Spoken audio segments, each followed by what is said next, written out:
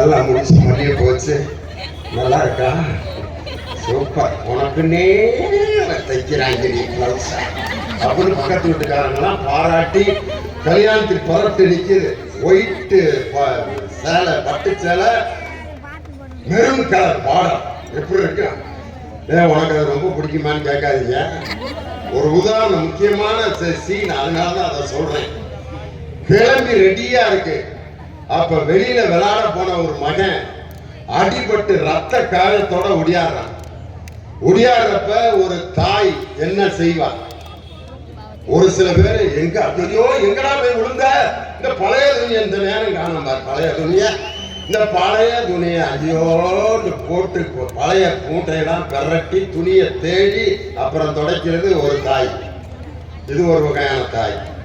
இன்னொரு தாய் என்ன செய்யணும்னா, வீட்டுக்காரர் மண்டல மூளை இருக்காயா, அவனை பார்த்துக்க சொல்லி சொன்னாங்க.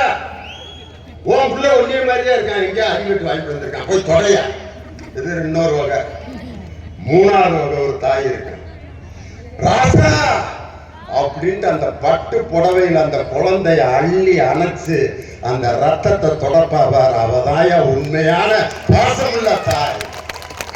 அந்த தாய் உள்ளம் கொண்ட முதலமைச்சர் இங்க தமிழகத்தினுடைய முதலமைச்சர் தளபதி மு.க. ஸ்டாலின். ஒரு ஜவுளி கடைக்கு போறாரு.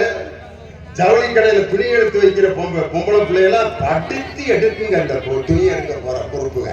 இந்த பச்சை சேலையை பூரா அம்புட்டு எடுத்து கொடுங்க. ரொம்ப பச்சையா இருக்குல்ல, லைட்டு பச்சையா எடு. லைட்டு பச்சையெல்லாம் எடுத்து போடணும். ரொம்ப லைட்டா இருக்கு, ரெண்டுக்கு மீடியம் ஆயிடு. 3 மணி நேரம் நின்று சாயந்தரம் வரைக்கும் அந்த ஜவுளி துணி எடுத்து போடுற அந்த பெண்ணுக்கு ஒரு ஸ்டூல் கூட கொடுக்காம 12 மணி நேரம் நிற்க வைத்து வேலை வாங்கி கொண்டிருந்ததை ஒரு முதலமைச்சர் பார்த்து அடுத்த நாளே ஆணையிடுகிறார். ஜவுளி கடையில் வேலை பார்க்கும் பெண்களுக்கு அமர்வதற்கு நாற்காலி தர வேண்டும் என்று ஆணையிட்ட தாயுள்ளம் கொண்ட முதலமைச்சர்.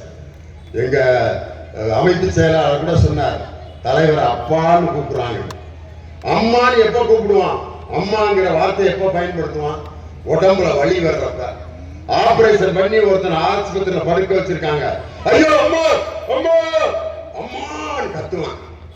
போற வர்ற பெண்களை ஏஞ்சாமே சரியா வருவியா, எப்படி அம்மா அம்மான்னு அலற, ரொம்ப வலிக்குதுமா, இருக்கட்டும்யா, ஆபரேஷன் பண்ணா வலிக்கத்தான் செய்ய, தண்ணி எண்ணி கொண்டு வரவான்னு ஆறுதல் சொல்லுவாங்க. அம்மான்னு கூப்பிட்டா.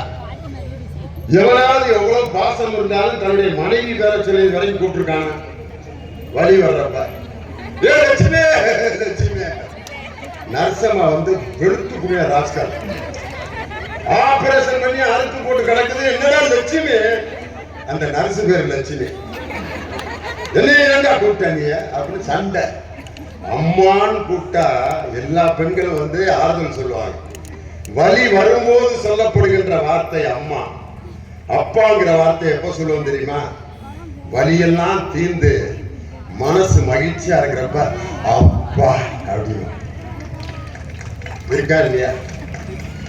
இந்த நாட்டின் கவலைகளை எல்லாம் தீர்த்த ஒரு முதலமைச்சரை அப்பா என்று அழைப்பதற்கு காரணம் இந்த நாட்டினுடைய மக்களின் வேதனைகளை தீர்த்த தலைவரியா. இன்னைக்கு இந்த எங்க சேடப்பட்டி மணிமாறன் அடுத்து 2026 தேர்தலிலே மிகப்பெரிய வாக்கு வித்தியாசத்தில் வெற்றி பெற்று உதயசூரியனை உதிக்க வைப்பது நிச்சயம். காரணம், இந்த தொகுதியில எம்எல்ஏவாக இருக்கிற என் அருமை சகோதரர் முன்னாள் அமைச்சர் ஆர்.வி. உதயகுமார் திடீர்னு மொட்டை அடிப்பாரு, திடீர்னு சடை வளர்ப்பாரு, திடீர்னு வேட்டியில செருப்பு போடாம நடந்து வருவாரு, திடீர்னு உலக செருப்பு போட்டிருப்பாரு, திடீர்னு காவி வேட்டி கட்டியிருப்பாரு, திடீர்னு வெள்ளை வேட்டி கட்டியிருப்பாரு, திடீர்னு கருப்பு வேட்டி. எப்படி அவருடைய உருவத்துல மாறுதல் அடிக்கடி நிகழ்ந்து கொண்டே இருக்கிறதோ அதே போல அரசியல் கொள்கையிலும் மாறி மாறி அவர்கள் பச்சவந்திகளாக இருந்து கொண்டிருக்கிறார். இன்னைக்கு நடந்த ஒரு முருகன் மாநாட்டில் அண்ணாவையும் பெரியாரையும் கொச்சைப்படுத்திக் கொண்டிருக்கிறார்கள். இந்த தொகுதியுடைய எம்எல்ஏ முன்னாள் அமைச்சர் கையை கட்டி வேடிக்கை பார்த்து கொண்டு வெளியில வந்து வெட்கம் இல்லாமல் பேட்டி கொடுக்கிறார். நாங்க சரியா கவனிக்கல. யாரு காதலையா பூ வைக்கிற?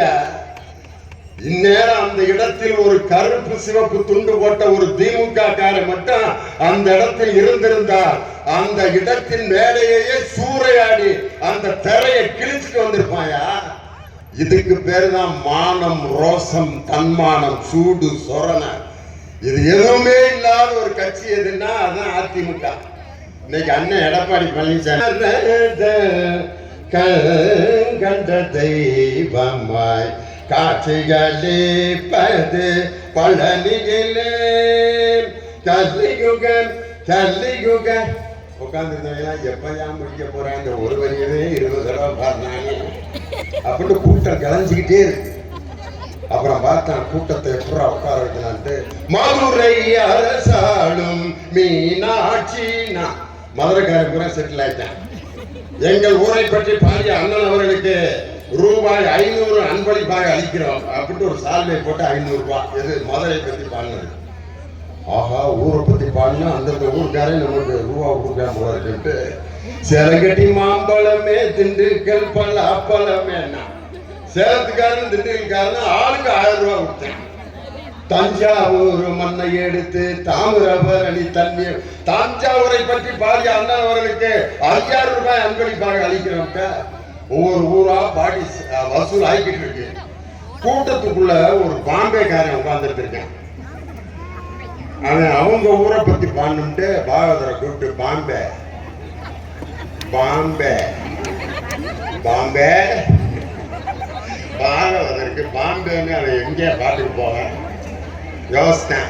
மதுரைக்காரன்ல நாகர்முடி மேல் இருக்கும் நல்ல பாம்பே உனக்கு நல்ல பெயர் வைத்தது யார் சொல்லு பாம்பே ஆடு பாம்பே விளையாடு பாம்பே. பாம்பேக்கார 10,000 கொண்டு கொடுத்தாங்க. எங்க ஊரை 20 தடவை சொல்லிட்டாங்க.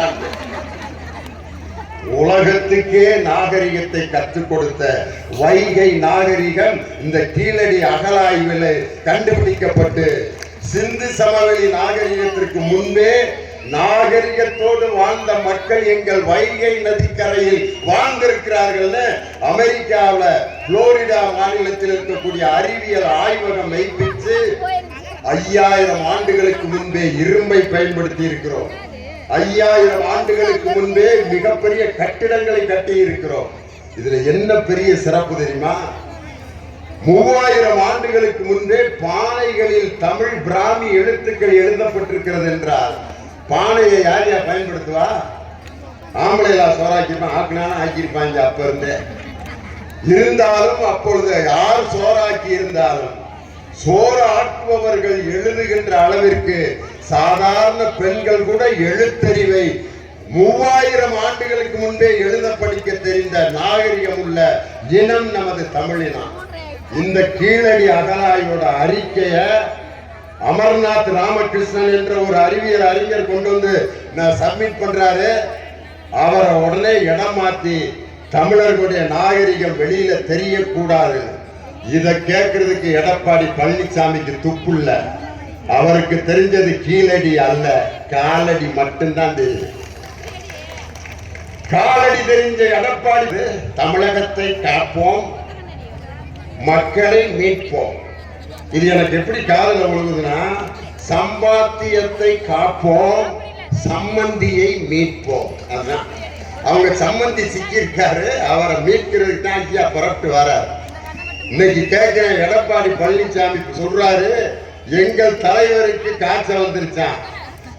எங்களுடைய கூட்டணியை பார்த்து எடப்பாடி பழனிசாமிக்கு பைத்தியம் பிடிச்சிருச்சு. கோயம்புத்தூர்ல என்ன பேசினார் தெரியுமா? பாரதிய ஜனதா கட்சியினுடைய தலைவர் ஏழுமலை அவர்கள, ஏழுமலை ஒரு தலைவரே கிடையாது, அண்ணாமலை அவரும் இப்ப தலைவர் இல்லை. அப்புறம் நயினார் நாகேந்திரன், நல்ல வேலை 4 மலை அவர்களேன்னு சொல்லாம.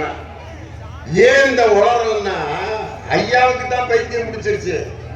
கோயம்புத்தூர் மக்களே, திமுக ஆட்சியில ஏதாவது இந்த கோயம்புத்தூர்ல திட்டம் நடந்துச்சா? கண்ணு இருக்கா இல்லையா? அங்க பிடித்தார். இதே கோயம்புத்தூரில் தான் பெரியாரின் பெயரால் 400 கோடி ரூபாய்க்கு ஒரு மாபெரும் உலக புகழ்பெற்ற நூலகத்தை கட்டி கொண்டிருப்பவர் நம் தளபதி மு.க. ஸ்டாலின். 170 கோடியில டைடல் பார்க் கோயம்புத்தூர்ல தான் நடந்துகிட்டு இருக்கு.